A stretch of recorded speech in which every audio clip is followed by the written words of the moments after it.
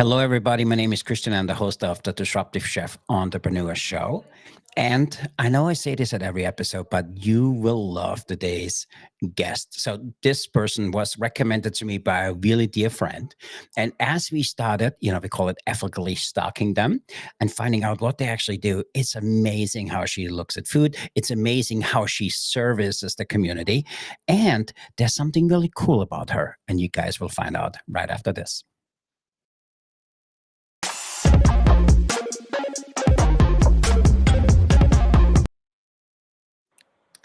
Hello again. My name is Christian. I'm the host of the Disruptive Chef Entrepreneur Show, and I'm really excited for today's guest because as we found out about her and found out how she not just serves the community, how she makes an amazing difference in her community, she has something she calls agri-food industries because she's a specialist in that. She is a content creator. She taught herself to cook. She taught herself English. She wrote a book. She's teaching culinary events and other amazing things. And besides all of that, she's an amazing human being. And with that, I want to introduce Kristel Froger. How are you? And thanks for being on the Hi, Disruptive Christian. Chef Show. Hi, everybody. So I'm Kristel. I'm originally from Mauritius Island. So Mauritius, for people who don't know where this island is, this beautiful island is. So it's in the Indian Ocean. And I arrived in France in 2008, so a long time ago. And now my life is in France, in Normandy. I hope everybody understands me because here I speak French every day. And I everything started for me when I arrived here because I didn't know how to cook. And for Mauritian people, it's very important to eat. So Mhm. when I get up, I'm like, okay, what I'm going to eat today? And we are like this the whole day. We are like, oh my God, what I'm going to eat for lunch, for dinner. And it's in our culture. So it's very Mauritian to be like that, or very Asian maybe. And I started because I was feeling homesick, and I missed my family, my mom, my dad, my uncles. So I was a student, and I started like this with a simple, recipe of a curry or chicken curry. I remember, and I was like, oh my God, my chicken is like my mom's chicken curry. So and I felt like cooking was like in me. So that's my story. And then as I have big faith, I prayed God. So I prayed, I said, I want to know how to cook because when I met my husband, the one who is my husband now, so I wanted to cook well for him because my mom told me, oh, when you have a husband, you have to cook well. So I so love that. for my wedding, for everything, for I wanted to cook and to bless people with my food. So that's my story. I So love I I, created I love that. so I created a food blog. When I was a student, I was doing master in digital marketing and social media. So that's my job today. Yeah. And I created that blog so in class. So I wanted to learn, marketing, digital marketing, and I didn't know that blog would be my job today. So that's what was the surprise. And I started sharing my recipes, so Mauritian recipes, because I was thinking of all the people, students who were arriving like me, Hmm. in France, and who didn't know how to cook because traditionally in Mauritius, kids don't cook. The mom, she's the chef of a kitchen, so you Yep. can't enter the kitchen. It's like a sacred place. And I I think if I I never, had the opportunity to go abroad, I I would never know how to cook today. So that's my story. That's amazing. I love that. So now unpack that a little bit. So our audience. So you grew up in this beautiful island. Why did Yeah. you move to France? There's so many other great places like Austria. You know, I'm Austrian. So Yeah. why did you go? Why did you move to France? So in Mauritius, I was in a private French school. So I had a French, as we call baccalaureate, Hmm. um, and it was easier for me to learn things in French. So that's the way I came here. And my name is Kristel, so it's also a French name. And my parents didn't give me like a Mauritian Hindu name. They preferred to give me that name because they were planning my whole life. That but what was the reason? Why did you move? Why did you move to France? For my studies. So for the studies, cool. Yeah. So now you're in France. Yeah. What language did you speak as you came uh, to France? French. Okay, Here so in yeah. French people they only speak French, like English people they only speak English. So how was it at first coming to a different country? And you said you came as a student. um, it was very different because in Mauritius, people they like to welcome you. They open their doors, their home. They give you food even when they don't know you. Here, Mhm. European, they are not like that.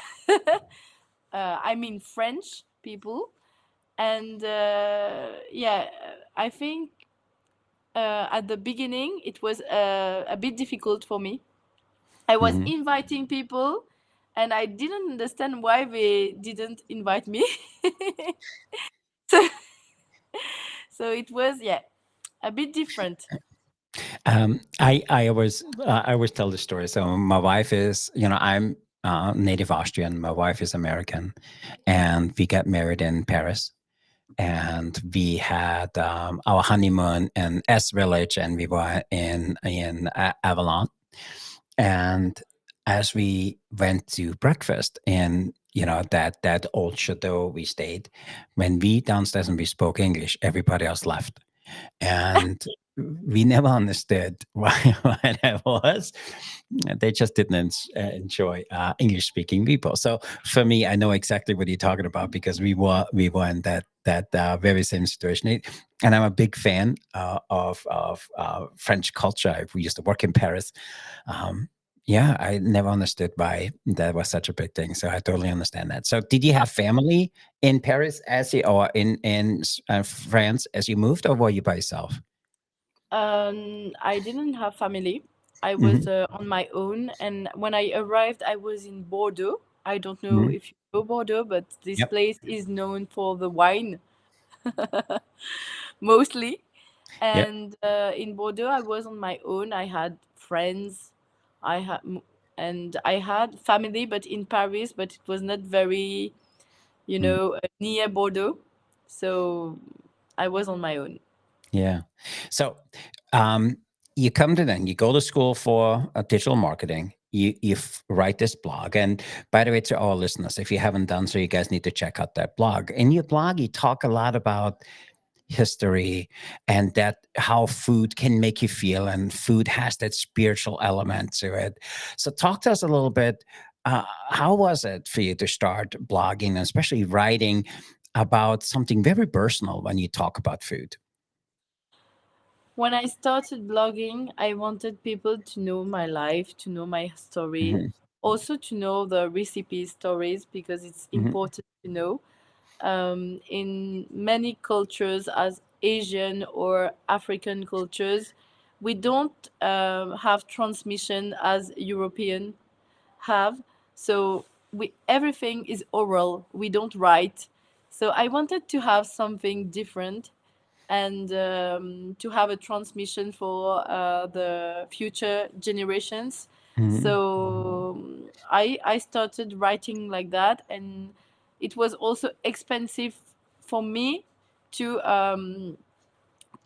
return to my country. So uh, that was also a way, to remember all the time I had with my family, all Yeah. the memories, and yeah, I think it was like my diary, but a That's amazing. public diary. Yeah, I love that because when we have guests on, we kind of ethically stalk you a little bit, and we're reading some of your older blogs, and for me, it kind of brought a lot back. Actually, um, there was one blog in particular where you were saying how hard it was for you to be away from your family, Yeah. and some of the struggles you had. So for me, it kind of brought me back as I came to the U.S. I was here by myself, Mm. and at first, I didn't enjoy being in America. I wanted to go back home, but I didn't want to look like a failure because I told everybody, "Oh, I gotta go to America and everything." I I didn't want to totally go home. understand. Yeah, so, and for me, I that resonated with me so much. And for me also, I wrote a book called "For the Love of Austria." It was my love letter to my home country, and for me, today, when I feel stressed, when I really need comforting, I know I go to making old Austrian dishes. And for me, when I eat those dishes, I see my mom, my grandmother cooking them. And then my grandma almost told me, um, when you cook, the most important thing is don't be angry when you cook. Make sure you treat the ingredients right and you have fun doing it. Mhm. And when you do it, she says there's this really small space between overseasoned and just perfect. Make sure you spend a lot of time in that little space because that's how food is really amazing. And for me, that's what prompted me to write that book. So for me, when I look what you have done with your blog, and then I want to talk a little bit about your book, is how that really has shaped you. And then for me, I love when you look back from your blog from the beginning to where you are now.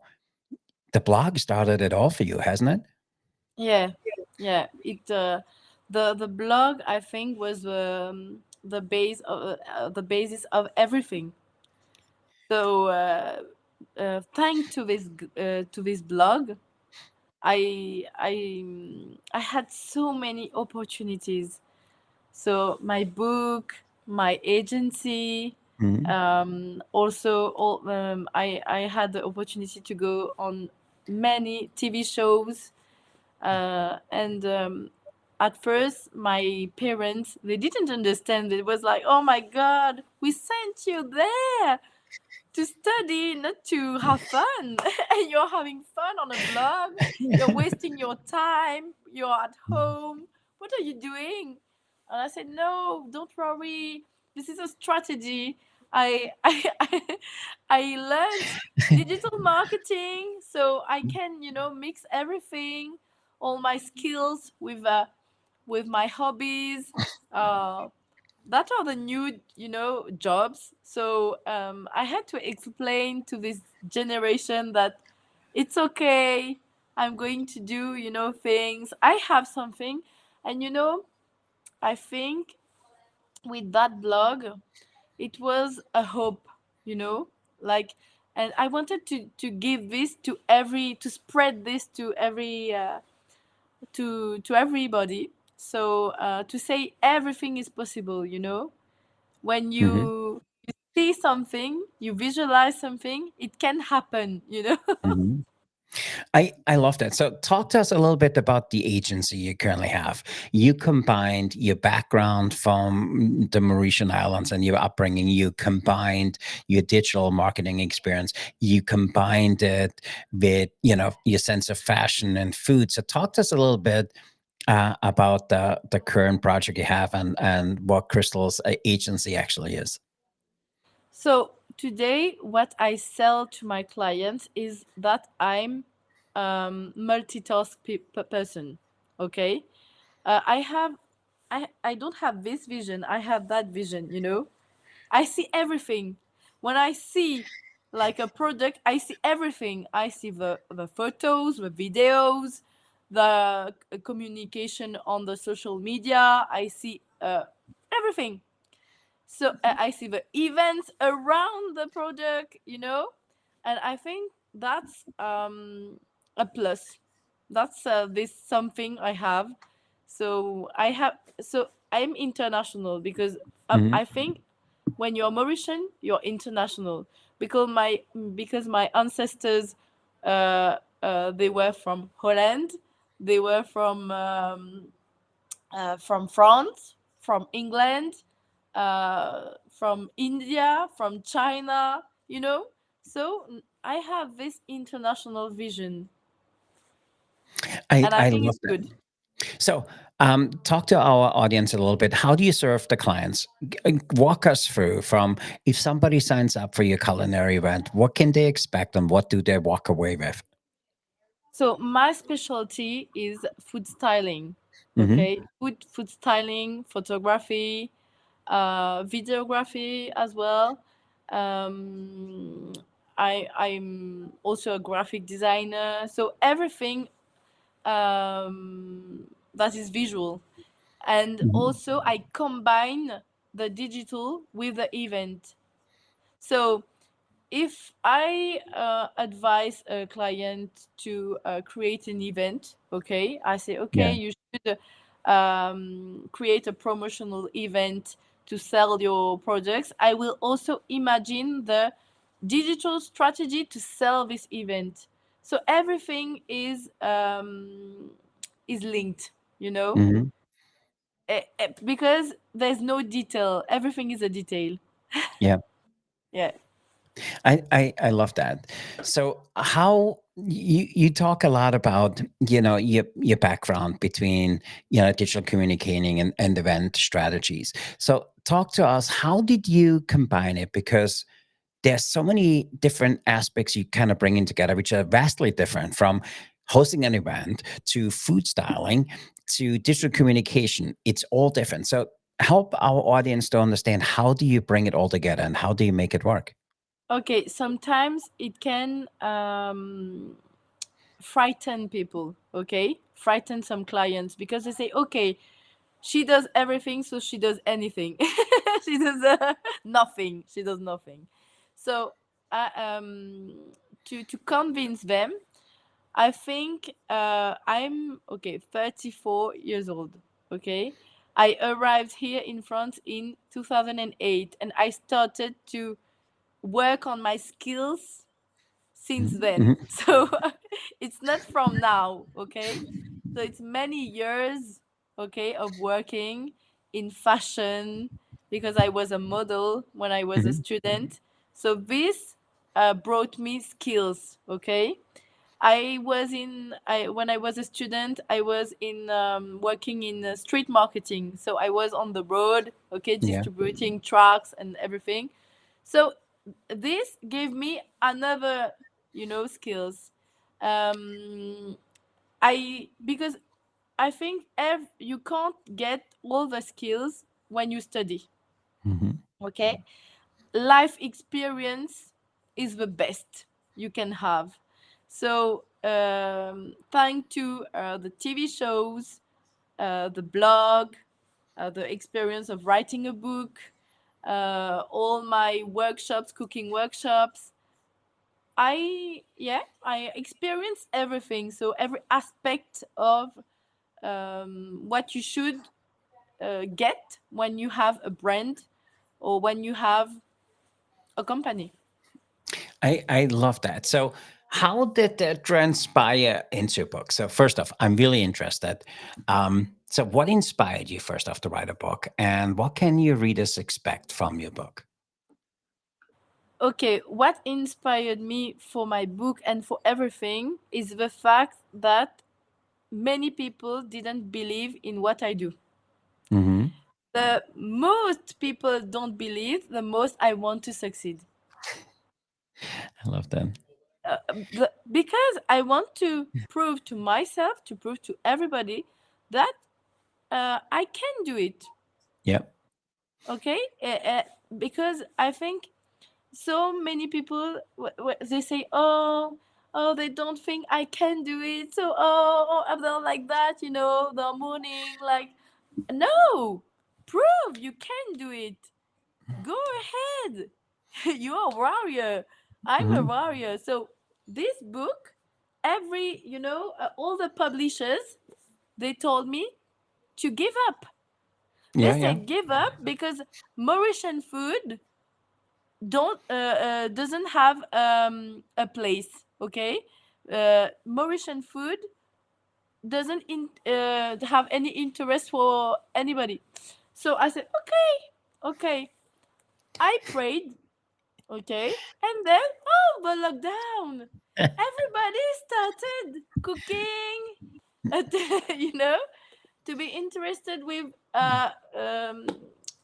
world cooking, world food. And at this time, during the lockdown, I wrote an ebook, okay, Yep. first. And then I sent this ebook to a publisher. And then they said, okay, that's amazing, that's great. Because of a lockdown, because of a COVID, Yeah, I love that. So for me, by the way, every time you talk about food, it resonates so much with my upbringing. And for me also, COVID was where I published one of my books.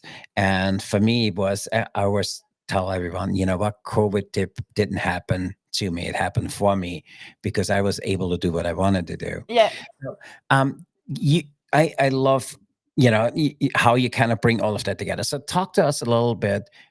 What were some of the obstacles you faced? You said people said, "Hey, Mauritian food is not something we want to publish," or "Hey, I don't think he can do it," because there is, or there are currently, or some of our audience might be right smack in the middle. They want to do something. It might not be writing a book, but maybe starting a side hustle or pivoting their career or doing something else. But there's somebody around them who tells them, "Hey, that's not for you. I don't see that for you." So how do you overcome that, number one? And what advice would you have to somebody who has somebody in their corner, which by the way means well for them? They don't want them to do something else because they don't want to see him struggle. What would you tell somebody who is in that situation? Okay, there are many steps. Yeah. First of all, trusting God. Um, the second key is to have a life partner, a real one. Hmm. So I have my husband. He's been very supportive and behind me. So Hmm. that's very important. You can't like succeed like this. Yep. Don't be individualist. Um, love, even when people hate you, love them. When there are difficulties, don't see the difficulties like that. Mhm. See them as opportunities to do better. Mhm. Yeah. Okay. And if one door is closed, 10 doors will be open. Okay. I'm like that. So today, when a client say, okay, we don't want to work with you, I say, okay, good for me, it's a blessing. Maybe this guy is awful. Yeah. Maybe he doesn't pay. Maybe he's like that. I don't know. He knows better for me Yeah. what is good. So I'm like this. And there's something also, because I read the Bible. Okay, Hmm. there are verses which are very important. You don't just read them, you live them. Okay. And uh I prayed God. I said, okay, give me this to struggle. I need this. I don't have this because I was, an islander. An islander is Hmm. like this, very cool, very Yeah. like this. And I think it's faith, to have faith and hope. Yeah. I love that. I love that. That's some really good advice. So, what advice would you have for somebody who is in the same shoes as you are? Say, hey, I want to do this. I want to combine my passion. I want to combine food. I want to do digital media. So, what advice would you have for somebody who wants to do what you do? Don't be afraid to start something, even if Mhm. it's not beautiful, if it's not perfect. Just start something from scratch, and then it will evolve. Mhm. It will evolve. And don't try to have something perfect, because the perfection will come, and you will also learn from this path. Mhm. I'm I- so grateful not to, not I didn't have the big camera. I don't didn't have this, I only had my like a smartphone. Okay, I started like that, and then I evolved. I bought everything, but I think all the skills came like that. mhm. I love that. And I want our listeners just to rewind 2 minutes because what you just said, started, do something, create it from scratch, that really goes across different industries. So it doesn't matter if you want to get out of food. That same principle you just talked about applies to that. I find that absolutely amazing. So if people want to learn more about you, want to get your book or being part of one of your classes, where can they find you? So I'm on all the social networks, on Instagram, on TikTok, on Facebook, on LinkedIn, on YouTube as well. I have a YouTube channel, and they can find me on my blog. It's L'Atelier de Kristel. So L'Atelier de Kristel means Kristel's workshop. Mhm. So you can find me anywhere on L'Atelier de Kristel. That's Kristel.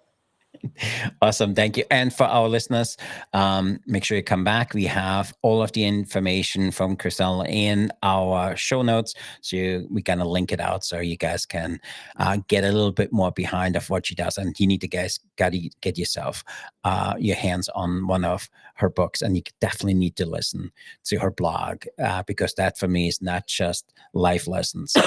It's amazing on kind of tying back and not forgetting where you come from. So for me, that was just super powerful. Kristel, I can talk to you forever, by the way. We need to promise our audience, we need to do a 2.0 of that. But if you're up for it, we have a special surprise for you. We call it Rapid Fire Question Food Service Edition. Are you Okay. up for playing a little game?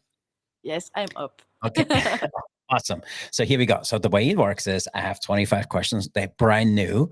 You got it. By the way, you got next week's questions.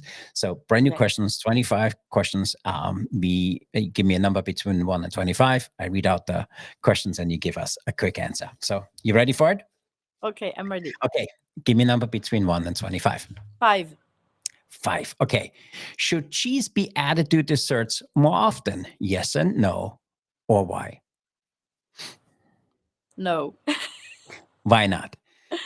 I don't know, but I don't feel. That's awesome. Next number between 1 and 25.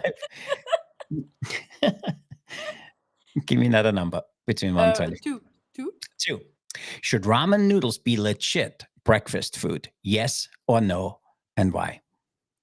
Yes, I can eat ramen for all the day. It's too funny. Number between 1 and 25. At number 11. 11. Is chocolate considered a topping or can you add it to nachos? Yes or no? And why? Oh no. No.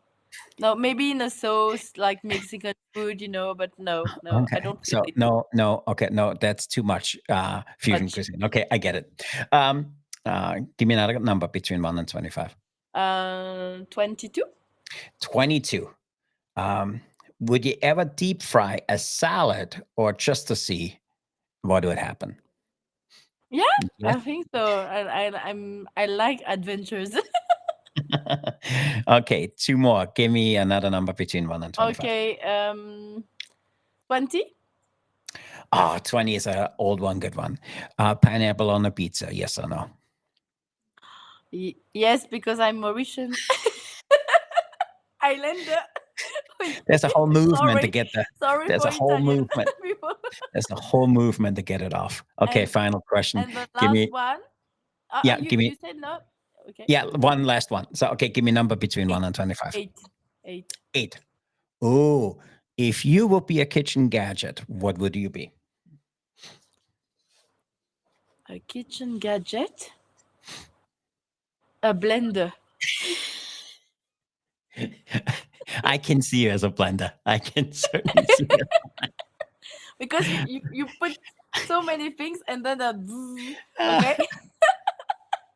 It's the best. I can definitely see you as a blender. And that completes rapid fire question food service edition. So, Miss Kristel, that was amazing. So, thanks for giving so freely of the gift of your time. So, what final word of wisdom do you have for our listeners? uh, a final word, you mean? Yep. Yep. Yeah. I want to encourage everybody. So Hmm. you can do it, and don't have any doubt. You can do it. I trust in you. Awesome. I love that. And that especially works if you are a blender. It's so much easier. You just throw stuff in there and whatever comes out, we make it look amazing. And And especially maybe nachos and chocolate. You can mix everything. Yeah. and if you give it a French name, people are gonna love it. So, Miss Kristel, I really appreciate that. Thanks for doing this for us. Thanks for calling in. Thanks for being part of the Disruptive Chef Show. We really appreciate it. You've been an amazing guest. Thank you very Thank, much.